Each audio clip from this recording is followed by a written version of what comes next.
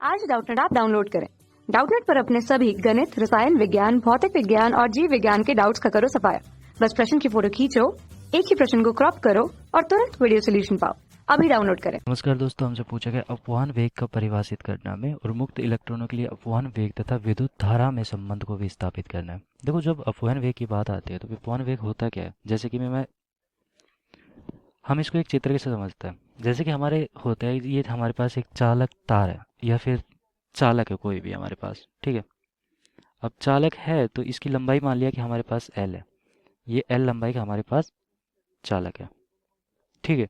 अब होता क्या है कि जब भी हम इसको एक बैटरी से जोड़ रहे हैं, ये हमारी बैटरी मान ली, तो बैटरी से अगर जोड़ा तो देखो, अगर इसमें मुक्त इलेक्ट्रॉन होता है, अगर चालक है तो इलेक्ट्रॉन भी मुक्त होंगे। तो यहाँ पर इलेक्ट्रॉन मैंने लिख दिए। अब जब क्या करते हैं, इसके सिरों पर मैंने विभवांतर लगाया, मतलब कि एक सेल जोड़ा है तो विभवांतर दिया मैंने। विभवांतर दिया तो उसे एक चुंबकीय सॉरी विद्युत क्षेत्र उत्पन्न होगा, जो इसकी दिशा इस प्रकार होगी, हमारे धनावेश से ऋणावेश की ओर, ठीक है। तो ये विद्युत क्षेत्र अगर इस तरफ है तो इलेक्ट्रॉन क्या है, शुरू में क्या कर रहे थे, इस प्रकार हमारे गमन कर रहे थे, किसी भी दिशा में गमन कर रहे हैं, ऐसे जा रहे हैं, ऐसे जा रहे हैं, ऐसे जा रहे हैं। तो इलेक्ट्रॉन प्रारंभ में तो इस प्रकार गति कर रहे थे, ठीक है, सेल लगाने से पहले की बात है। लेकिन जब सेल लगा दिया तो इनके ऊपर एक विद्युत क्षेत्र आया और विद्युत क्षेत्र के कारण यहाँ पर क्या हुआ, इनका एक निश्चित वेग हो गया, इस तरफ सभी की दिशा निश्चित हो गई।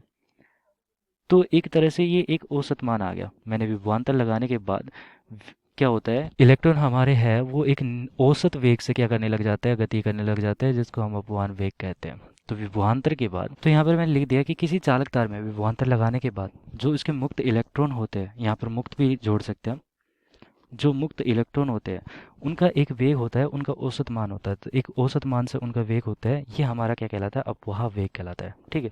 ये हमारा विद्युत क्षेत्र भी है। अब क्या होता है कि अगर हमें यहाँ पर संबंध स्थापित करना है कि धारा के साथ इसका जो अपवाह वेग होता है वो किस प्रकार संबंधित होता है। मान लिया कि एल लंबाई और ये टी समय में पार कर जाता है, तो टी समय लग रहा है यहाँ से एक इलेक्ट्रॉन को यहाँ तक आने में एल लंबाई में, तो ये हमारा वी डी हो जाएगा, ठीक है। इसको हम बोलेंगे अपवाह वेग। अपवाह वेग, ये मान लिया कि वी डी हमारा एल लंबाई है और टी समय लग रहा है इसे, तो ये समीकरण एक हो गया हमारे पास, ठीक है। अब होता क्या है कि मान लिया कि एकांक लंबाई में हमारे जो इलेक्ट्रॉन की संख्या वो एन है, तो लिख देता हूँ मैं एकांक लंबाई में इलेक्ट्रॉन एन, सॉरी एकांक आयतन में, यहाँ पर लंबाई नहीं होगी, एकांक आयतन में इलेक्ट्रॉन जो हमारे होंगे, इलेक्ट्रॉन की संख्या वो हमारी एन है, मान के चल रहे, ठीक है। इलेक्ट्रॉन की संख्या मान रहे हैं कि यहाँ पर एन है हमारी, एन। अब क्या होता है कि मान लिया कि जो इसका अनुप्रस्थ क्षेत्रफल है, ये वाला देखो यहाँ से दिख रहा है हमें, ये एक वृत्त है, अगर मैं इसको काट दूंगा तो हमें वृत्त ही दिखेगा। तो ये वाला जो क्षेत्रफल है हमारा ए है, तो ए हमारा क्या है यहाँ पर, अनुप्रस्थ क्षेत्रफल, ठीक है। तो ये अनुप्रस्थ क्षेत्रफल लिख देता हूँ, ए अनुप्रस्थ क्षेत्रफल बराबर ए। तो अब यहाँ पर क्या हो रहा है, हमारे पास ए भी मिल गया, एन भी मिल गया और ये वी डी भी मिल गया। अब अगर मैं कहूँ कि एकांक समय की बात करते हैं, कोई एकांक समय में, एकांक समय का मतलब होता है एक सेकेंड में, एकांक समय में जो हमारे इलेक्ट्रॉन होंगे, इलेक्ट्रॉन का प्रवाह हमारा किस प्रकार होगा, इलेक्ट्रॉन का प्रवाह, तो कितने इलेक्ट्रॉन प्रवाह हो रहे हैं यहाँ पर, एन इलेक्ट्रॉन प्रवाह हो रहे हैं, कितने क्षेत्रफल से, ए क्षेत्रफल से, और कितने वेग से, वी डी से। तो एक तरह से ये लिख सकता हूँ, ठीक है। तो कितना आवेश यहाँ पर प्रवाह हो रहा है, तो इलेक्ट्रॉन का प्रवाह या फिर यहाँ पर आवेश कितना, एकांक समय में कितना आवेश प्रवाह हो रहा है यहाँ पर, तो ये हो गया एन ए वी डी, ये हमारा समीकरण हो गया 2। अब देखो, एकांक समय की तो बात कर लिए, अगर हम टी समय की बात करें तो टी समय में, टी समय में सॉरी यहाँ पर आवेश नहीं आएगा, क्योंकि आवेश आएगा तो फिर ये यहाँ पर हमें ई से गुना करना पड़ेगा। इलेक्ट्रॉन का प्रवाह मतलब इलेक्ट्रॉन की संख्या कितनी होगी, एन ए वी डी, यहाँ पर एकांक समय में इलेक्ट्रॉन जितने यहाँ पर अनुप्रस्थ, ए अनुप्रस्थ से बह रहे हैं, वो हमारे कितने हो जाएंगे, एन ए वी डी, ठीक है। अगर ये एकांक समय में निकल रहे हैं तो हम कहेंगे कि यहाँ पर अगर टी समय में निकालना है मुझे, तो टी समय में यहाँ पर कितने निकलेंगे, टी समय में इलेक्ट्रॉन का प्रवाह ए अनुप्रस्थ काट क्षेत्रफल से कितना हो जाएगा, एन ए वी डी गुना टी। ये समीकरण हमारा 3 आ गया। अब देखो यहाँ से हमारा क्या है, मुझे तो चाहिए आवेश, क्योंकि आवेश बटा हमारा समय क्या होता है, धारा होती है, ठीक है। तो आवेश निकाल रहा हूँ मैं यहाँ से इनसे। तो अब क्या करेंगे हम कि टी समय में निकलने वाला आवेश, टी समय में ए अनुप्रस्थ से निकलने वाला आवेश, ए अनुप्रस्थ क्षेत्रफल से निकलने वाला आवेश, तो ये आवेश ये कितना हो गया हमारा, देखो टी समय में हमारा आवेश कितना हो जाएगा, एक इलेक्ट्रॉन पर आवेश कितना होता है। देखो इतने इलेक्ट्रॉन हमारे टी समय में गुजर रहे हैं एक अनुप्रस्थ काट क्षेत्रफल से, ठीक है। तो अगर मैं कहूँ कि टी समय में कितना आवेश गुजरेगा, एक इतने इलेक्ट्रॉन अगर गुजर रहे हैं तो एक इलेक्ट्रॉन पर हमारा आवेश कितना होता है, ई। तो इतने इलेक्ट्रॉनों पर आवेश कितना हो जाएगा, NaVd T गुना ई।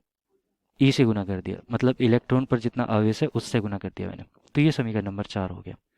तो ये मेरा आ गया टी समय में गुजरने वाला आवेश एक अनुप्रस्थ काट क्षेत्रफल ए से, ई से गुना करने के बाद, ठीक है। तो ये समीकरण नंबर 4 आ गया।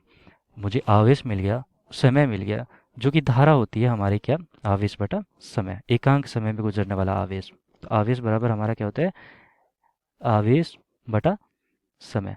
धारा हमारी जो होती है आवेश बटा समय होती है। तो यहाँ पर आवेश लिखेंगे NaVd, टी यहाँ पर समय हो गया हमारा, ई बटा समय टी। तो ये तो कट गया हमारा। और ये इसको ऐसे लिख सकता हूँ एन, ये आवेश यहाँ पर लिख देता हूँ मैं, NE हमारा यहाँ पर हो गया NeAVd। ये हमारी धारा होगी। एक तरह से आई हमारा क्या आ गया यहाँ से, धारा बराबर NeAVd।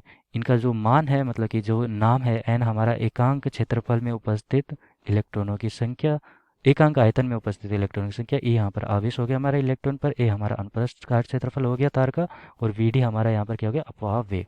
अगर ये सारे समान है यहाँ पर, ठीक है, क्षेत्रफल हमारा समान है, हमें संबंध किस किस में निकालना था यहाँ पे, अपवाह वेग और धारा में। तो एक तरह से अगर ये वाला हमारा निश्चित मान है तो आई समानुपाती हमारा किसके हो जाएगा, Vd का।